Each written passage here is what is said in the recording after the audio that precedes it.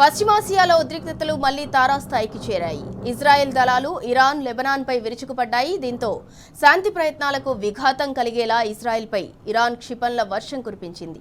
Lebanon రాజధాని బీరూట్పై Israel చేసిన వైమానిక దాడులకు ప్రతీకారంగానే తాము ఈ చర్యకు దిగినట్లు టెహ్రాన్ స్పష్టం చేసింది. అయితే ఇజ్రాయెల్పై దూసుకెళ్లిన ఇరాన్ క్షిపణులను అమెరికా బలగాలు అడ్డుకున్నాయి. లక్షలాది మంది ప్రజలు అత్యవసర ఆశ్రయ కేంద్రాలు, బంకర్లకు పరుగులు తీశారు.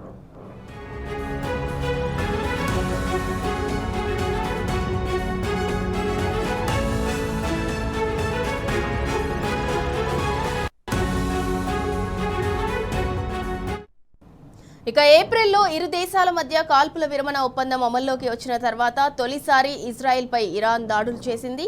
అయితే ఇరాన్పై ప్రతీకార దాడులను ఆపాలని ఇజ్రాయెల్కు సూచించారు అమెరికా అధ్యక్షుడు ట్రంప్.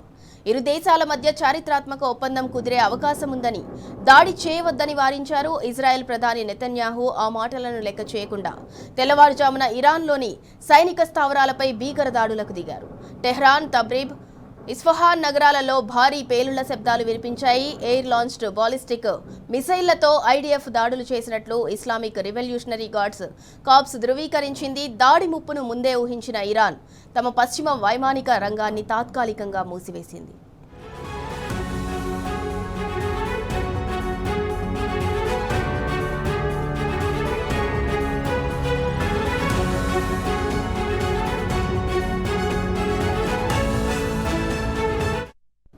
ఈ తాజా దాడులతో పశ్చిమాసియాలో యుద్ధ వాతావరణం నెలకొంది. లెబనాన్పై ఐడిఎఫ్ సైనిక చర్యలకు నిరసనగా ఇరాన్, హెజ్బుల్లా దళాలు ఇజ్రాయెల్పై క్షిపణులను ప్రయోగించాయి. లెబనాన్పై దాడులు ఆపకపోతే మరింత తీవ్రమైన విధ్వంసకర దెబ్బలు ఎదుర్కోవాల్సి ఉంటుందని హెచ్చరించాయి.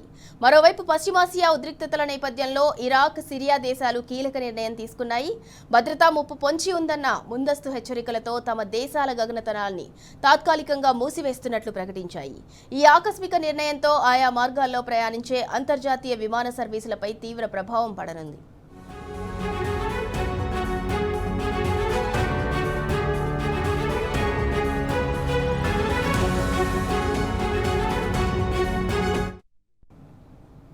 ఇరాన్పై ఐడిఎఫ్ బలగాల దాడుల వేళ కీలక వ్యాఖ్యలు చేశారు ఇజ్రాయెల్ ప్రధాని నెతన్యాహు. తాము అన్ని రంగాలలో ఉగ్రవాదంతో పోరాడుతున్నామని స్పష్టం చేశారు. కాల్పుల విరమణ అంటే ఉగ్రవాదానికి లొంగిపోవటమేనని తేల్చి చెప్పారు.